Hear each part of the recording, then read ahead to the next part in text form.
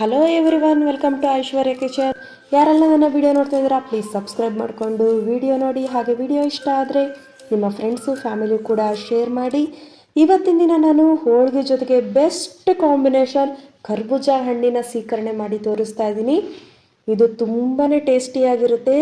Mango season ಇಲ್ಲದೆ ಇರುವಾಗ ಹೋಳಿಗೆ ಜೊತೆಗೆ ನೀವು ಹಬ್ಬಗಳಲ್ಲಿ ಇದನ್ನು ನೀವು ಮಾಡ್ಕೋಬೋದು. ತುಂಬಾ ಈಸಿಯಾಗಿ ಹಾಗೆ ಟೇಸ್ಟ್ ಕೂಡ ತುಂಬ ಚೆನ್ನಾಗಿರುತ್ತೆ. ಒಂದ್ಸರಿ ಟ್ರೈ ಮಾಡಿ ನೋಡಿ, ನಿಮಗೆ 100% ಇಷ್ಟ ಆಗುತ್ತೆ.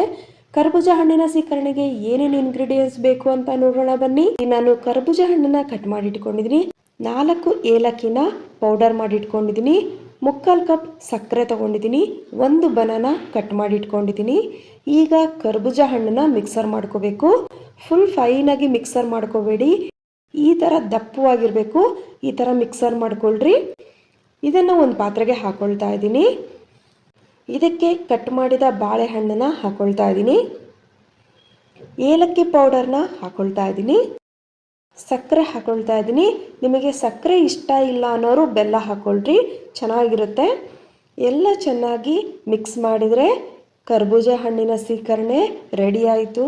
ಇದು ಹೋಳಿಗೆ ಜೊತೆಗೆ ಸೂಪರಾಗಿರುತ್ತೆ, ಚಪಾತಿ ಜೊತೆಗೂ ಕೂಡ ತುಂಬ ಚೆನ್ನಾಗಿರುತ್ತೆ. ನೀವು ಮನೆಯಲ್ಲಿ ಟ್ರೈ ಮಾಡಿ ನೋಡಿ, ಹೇಗಾಗಿದೆ ಅಂತ ಪ್ಲೀಸ್ ಕಮೆಂಟ್ ಬಾಕ್ಸಲ್ಲಿ ತಿಳಿಸಿ. ಐ ಹೋಪ್ ಈ ವಿಡಿಯೋ ಎಲ್ಲರಿಗೂ ಯೂಸ್ ಆಗಿದೆ ಅಂತ ಅಂದ್ಕೊಳ್ತೀನಿ. ಮತ್ತೆ ನೆಕ್ಸ್ಟ್ ವ್ಲಾಗಲ್ಲಿ ಮತ್ತೊಂದು ರೆಸಿಪಿ ಜೊತೆಗೆ ಬರ್ತೀನಿ. ಅಲ್ಲಿವರೆಗೂ ನಮಸ್ಕಾರ. Thank you all. Bye bye.